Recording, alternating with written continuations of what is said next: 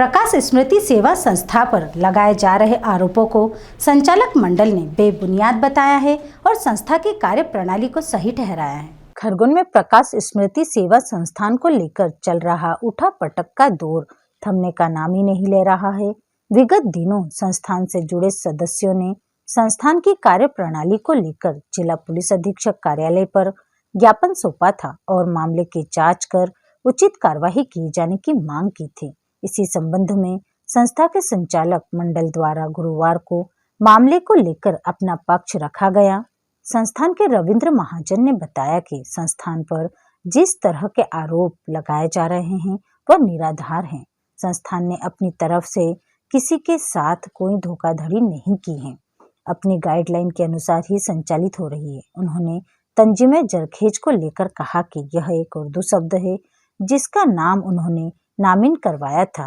इसके बाद 2011 में व्यवहारिक परेशानियां आने की वजह से इसे पीसी फाउंडेशन में परिवर्तित किया गया है। संस्था द्वारा किसी तरह का कोई घपला नहीं किया गया है। संस्थान अपनी कार्यप्रणाली को लेकर सही दिशा में कार्य कर रही है। जिन लोगों ने आरोप लगाए हैं वह गलत है। जाकिर मेरे बचपन के मित्र हैं और कुशल सोनी ने ऑफर करा कि अब तुम्हारा जो है 100 एकड़ से ज्यादा का रकबा हो गया है, मैं ज्यादा समय नहीं दे पाऊंगा, क्योंकि क्या है कि जमीन खरीदने के बाद में उसका अतिक्रमण से बचाना भी बड़ी चुनौती रहती है। तो जब कुशल सोनी जी का आया कि मैं अब आपको सेवाएं नहीं दे पाऊंगा, तो ये एक सहयोग ऐसा था कि जाकिर ने मुझसे आके अपनी परेशानी बताई। उनकी श्रीमती जी यहाँ पे टीचर है, गवर्नमेंट जॉब में। उन्होंने बोला है इनका स्वास्थ्य ठीक नहीं रहता और मेरा मराल में जॉब है, मैं सुबह 7 बजे गाड़ी पकड़ता हूँ और राइट टाइम आ जाऊँ तो रात को 8 बजे घर आता हूँ। तो मैंने क्या भाई साहब आपको तो वहाँ 15 से 20 हजार रुपये महीना मिल रहा है, हम इतना नहीं दे पाएंगे। तो उन्होंने क्या मेरे को 5,000 रुपये महीना भी मिल जाए तो मैं इस काम को कर लूँगा यहाँ पे।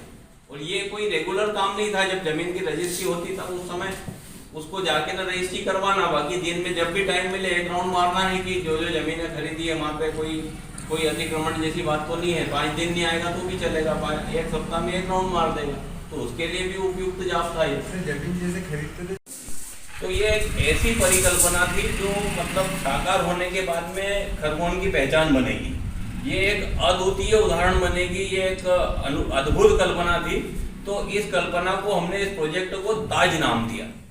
और जब रजिस्ट्रेशन के लिए हम गए तो हमने क्या प्रोजेक्ट ताज के नाम से हम इसको प्रचारित कर रहे थे हमारे साथियों में।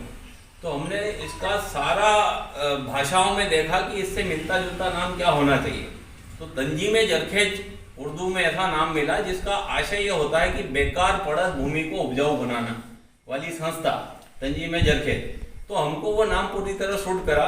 जब आरओसी पास गए, रजिस्ट्रार ऑफ कंपनी पास गए, तो उनको फॉर्मेट में 5 नाम देना पड़ते हैं। उसमें हम सबके अर्थ भी लिखे, तो तंजीम जरखेज का भी अर्थ लिखा। और हमारे मेन ऑब्जेक्ट ये थे कि बंजर भूमि को विकसित करना, आबाद करना, पानी रोको के द्वारा पानी पैदा करना, घना वृक्षारोपण करना। तो ये नाम से हम जो है फुलफिल हो रहे थे। गवर्नमेंट ने भी हमारे तर्कों को स्वीकार किया और तंजीम जरखेज के नाम से रजिस्ट्रेशन मिला उनको। ये 2001 से हम यहाँ पर लगे हैं। ये पूरा इलाका जो है एकदम बंजर, सूखा, पथरीला इलाका है। इस क्षेत्र में जेसीबी और पोकलेन भी यहाँ खुदाई नहीं कर पाती है, ब्लास्टिंग से भी पत्थर नहीं उड़ते हैं। तो ऐसी बेकार बंजर भूमि पे 2001 में यहाँ पे मैडम अलका उपाध्याय जी कलेक्टर होती थी। उनका आग्रह था, हमसे बहुत प्रभावित थी वो। उनका आग्रह था कि वाटरशेड मिशन जो है, राजीव गांधी वाटरशेड मिशन के तहत ये इलाके जो है डेवलप होना चाहिए, यहाँ पे पानी पैदा होना चाहिए। चूँकि हमारी संस्था जो है आत्मनिर्भर संस्था है, हम शासन से कोई अनुदान नहीं लेते हैं और न ही किसी से दान लेते हैं। तो उन्होंने जो हमारे को ये स्वप्न दिखाया कि ये इसको ग्रीनलैंड बनाना चाहिए, तो हमने इसमें हमारे साथियों के साथ मिलके 100 सदस्यों ने मेरे जो मुझ पे भरोसा रखते हैं 1-1 लाख रुपए दिए, उनके राशि से यहाँ पे ज़मीन खरीदी हमने। और ये एक प्रकार से महाभारत में प्रसंग आता है कि पांडवों को खांडव वन दिया था और उन्होंने उनके पराक्रम से इंद्रप्रस्थ बनाया। तो ये खांडव वन को इंद्रप्रस्थ बनाने का अभियान है। अब इस अद्भुत कल्पना है यहाँ पे, जो अन्ना हजारे जी और बाबा आमटे के मैंने आश्रम देखे हैं, रहा हूँ मैं वहाँ पे। तो सारे सेवा प्रकल्प जो है वो एक परिसर में होना चाहिए। तो दुनिया में जितने भी अच्छे कार्य हो रहे हैं पर्यावरण और समाज सेवा को लेके, उन सारे कार्यों का यहाँ पर प्रशिक्षण केंद्र रहेगा। हमारा क्षेत्र जो है मिलिट्री में बिल्कुल योगदान नहीं देता है, तो जो बच्चे पढ़ने में अच्छे नहीं होते हैं उनको, कई बच्चों को मैंने मिलिट्री में भेजा है जो अपनी सेवाएं पूरी करके आ गए हैं। तो हम यहाँ पे एक ऐसा मिलिट्री स्कूल बनाएंगे जिनको 10वीं पास कराना और सैनिक बनाना, तो हमारे वनवासी बच्चे बड़ी संख्या में यहाँ से सेना में जाएंगे। तो मैं बता रहा हूँ, मैं वहीं पे आ रहा हूँ। तो ऐसी, और यहाँ पे पूरे राजस्थान और मध्य प्रदेश का गोवंश परिवहन खरगोन से होके निकलता, अवैध परिवहन। तो ऐसी आत्मनिर्भर गौशाला बनाना कि गोबर गौमूत्र से गौ माता की सेवा हो जाए, उसका खर्च निकल आए। तो उसको लेके हम पूरे भारत में घूम रहे हैं। गोबर गौमूत्र से ईंट बनती है, टाइल्स बनती है, ऑयल पेंट बनता है, प्लास्टर बनता है। तो ये सारे काम एक परिसर में होंगे। तो इस प्रोजेक्ट को हमने, ऐसा अद्भुत प्रोजेक्ट होगा, एक अद्वितीय प्रोजेक्ट होगा, तो इसको हमने बोलचाल की भाषा में प्रोजेक्ट ताज नाम दिया। अब प्रोजेक्ट ताज के नाम से कोई कंपनी का रजिस्ट्रेशन होगा नहीं, तो ताज से मिलता जुलता नाम हमने सारी भाषाओं में देखा। तो तंजीम जरखेज एक ऐसा नाम है जिसका अर्थ होता है कि बेकार पड़त बंजर भूमि को उपयोगी बनाना, उपजाऊ बनाना। तो ये हमारा उद्देश्य फुलफिल कर रहा था।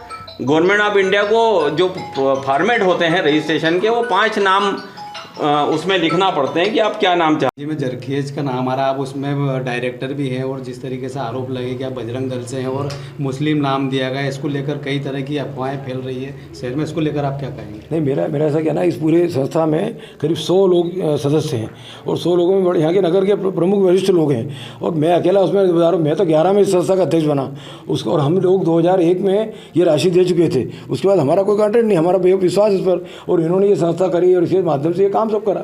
और तंजीम जरखेज से मेरा कोई जुड़ाव नहीं, मेरा जुड़ाव इस संस्था से 11 में हुआ, और 11 से जुड़ा के बाद में अध्यक्ष बना।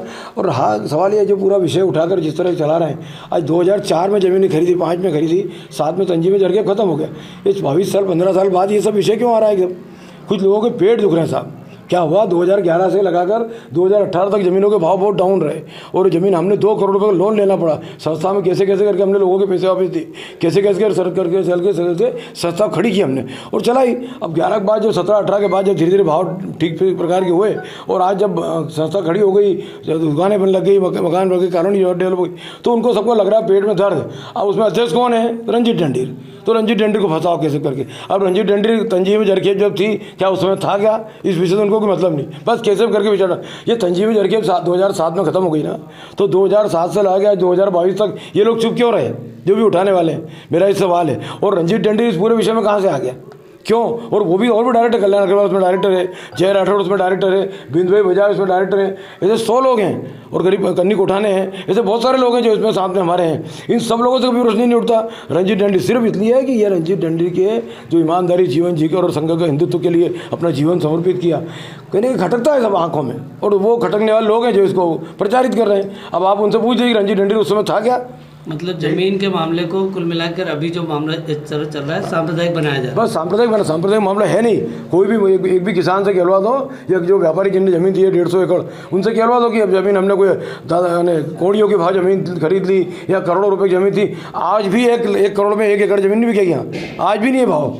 तो कौन सी करोड़ों की ज़मीन हमने उन्हें पौने दाव खरीद ली? पीजी फाउंडेशन क्यों नाम रख दिया फिर बाद में? नहीं, पीजी फाउंडेशन नाम रखा 2007 में, मैं जुड़ा 2011 में। अभी रखा बता दिया आपको, रवि भाई से पता होगा कि उन्होंने क्यों रखा। तंजीम भाई आखिर समाज, हम तो हिंदू समाज के अंग हैं ना। जितने नाम मैंने बताया आपको, वो सब नाम हिंदू समाज के हैं। सबको ऐसा लगा कि नहीं यार ये सब गलत कर रहे हैं अपन, ये नाम अच्छा लग रहा है यार, इससे है कि ये डरा धमका के किसान। अरे कोई किसान एक लाके बता दें, एक व्यापारी बता दें जिस ज़मीन खरीदी, वो कोई भी कह दे कि हमसे दादागिरी करके, हमसे किसी प्रकार का वो करके करिए।